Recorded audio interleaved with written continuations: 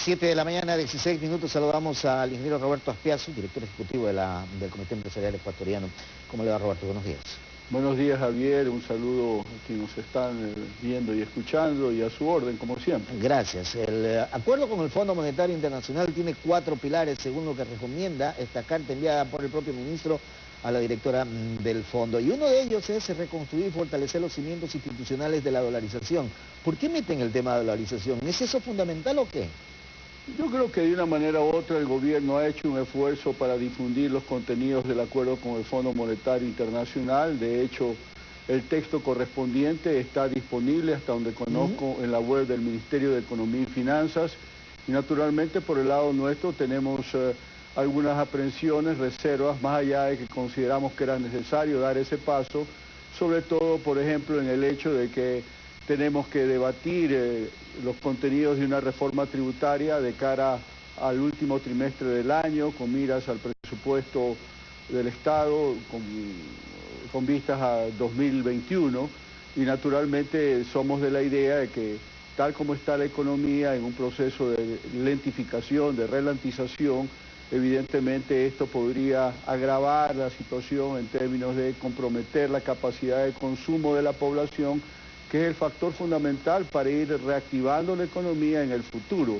Así que en esos términos un comentario de carácter general que también va en la línea de que muchas veces cuando del lado del Fondo Monetario se hace un cálculo de los tributos, lo hacen únicamente en función de aquellos que recauda el SRI, que son aproximadamente una veintena, pero hay también lo que denominamos los pararancelarios, aranceles incluidos naturalmente, lo que pagan las importaciones cuando se nacionalizan y muchas otras tasas de distinta naturaleza, y naturalmente estas suman en el orden de la sesentena.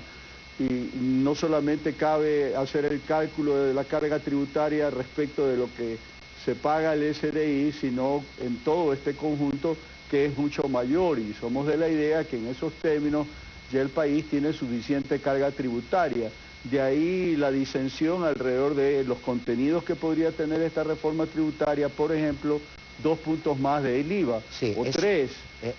¿Cuál es la posición que ustedes tienen ahí? Nosotros no estamos en principio de acuerdo, evidentemente en las conversaciones que hemos mantenido con el Ministerio de Economía y Finanzas, la puerta podría quedar abierta en el evento de que pueda darse un cruce con el impuesto a la salida de divisas que para efectos prácticos como conjunto equivale más o menos a 2 puntos del impuesto al valor agregado, de manera tal que desde ese punto de vista no habría un aumento propiamente dicho de la carga tributaria.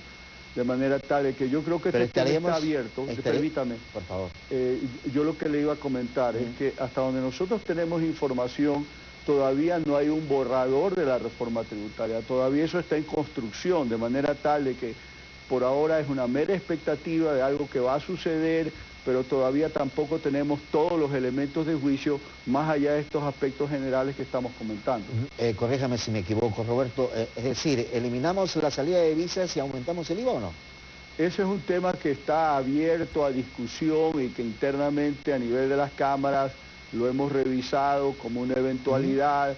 Tampoco es una posición en firme porque estamos, como decía hace un momento, también especulando sobre el tema del IVA, más allá de que sabemos que en el marco del acuerdo con el Fondo Monetario hay que en el próximo trienio aumentar ingresos y recortar egresos por un total de 5.400 millones de dólares, lo cual es una tarea ciertamente colosal en términos de disciplina fiscal, que sin duda es el principal factor que debe entrar en juego con miras al ajuste macroeconómico que permita ir recuperando las condiciones para un mayor crecimiento que, de acuerdo a las previsiones del propio gobierno y de los organismos internacionales, no se daría sino hasta 2021, 2022, con alguna suerte.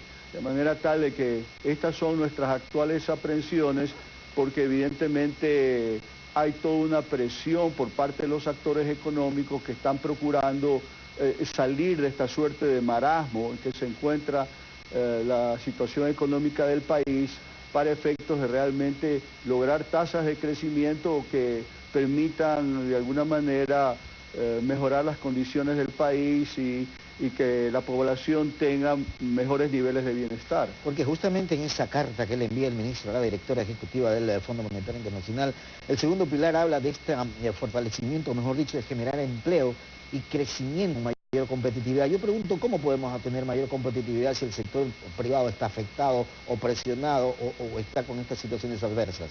Bueno, por ejemplo, hemos propuesto lo relacionado a la necesidad de una reforma laboral. Todavía al interior del gobierno se discute si esto se incluiría dentro del proyecto de ley de fomento productivo 2 o que eventualmente se lo dejaría para final de año. Nosotros estamos en la posición que este tema debía ser abordado inmediatamente, sin postergaciones, porque es obvio que necesitamos tener nuevas modalidades contractuales que no sean necesariamente el contrato de plazo fijo, porque en la actualidad el país está funcionando con tanto del 96% de los contratos laborales son de plazo fijo, apenas 4% son contratos de otra naturaleza y naturalmente requerimos mayor flexibilidad en lo que esto se refiere para facilitar la contratación, dinamizar el mercado laboral, generar mayores oportunidades de trabajo para jóvenes y mujeres, sobre todo en un escenario en el cual, y acabamos de ver una nueva estadística del INEC, en donde nuevamente el porcentaje de la población económicamente activa que está ocupada con pleno empleo está en reducción. Estamos hablando de 37 y pico por ciento, sí, cuando nos hemos estado manejando hasta hace muy poco en alrededor del 40%, es decir, continuamos decayendo de niveles que hace 10 años estaban en el orden del 47%, es decir, finalmente la situación determina de que durante la última década hayamos caído en lo que esto se refiere, a este indicador en particular, tanto como 10%. Entonces, tenemos que dar respuestas ante esta situación y ser imaginativos. Es tan sencillo como eso. Claro, ustedes hablan de una menos rigidez laboral, mayor flexibilización laboral, pero mi pregunta también, Roberto, ¿y hasta cuándo podemos esperar esto? Porque siempre que converso con ustedes del sector privado, hablamos de los mismos. Hace un par de días hablé con el presidente de la Cámara de Comercio de Guayaquil, Pablo Rosemena, y es el mismo planteamiento.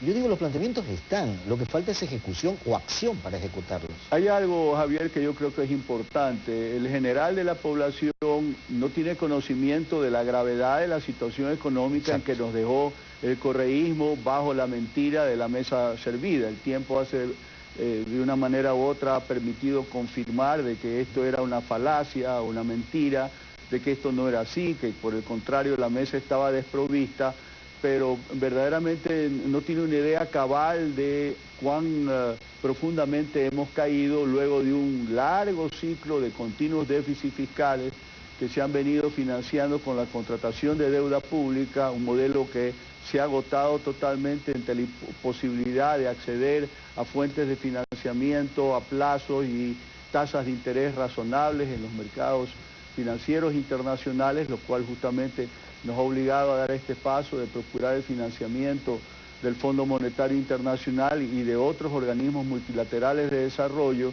Y digo, en esos términos estamos empezando una etapa de transición que ha empezado desde el momento mismo del anuncio del acuerdo con el Fondo Monetario Internacional, y desde entonces no han transcurrido sino pocas semanas, de manera tal de que hay que entender que este es un ciclo que está comenzando y que tampoco se va a resolver de manera perentoria en un par de meses. Eso no va a suceder.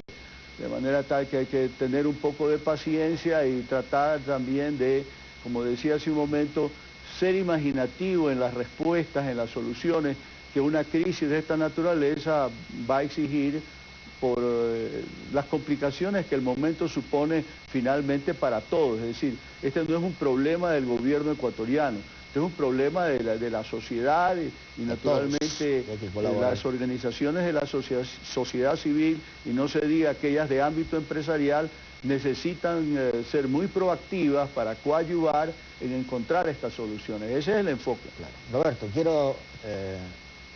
Ahora sí me escucha.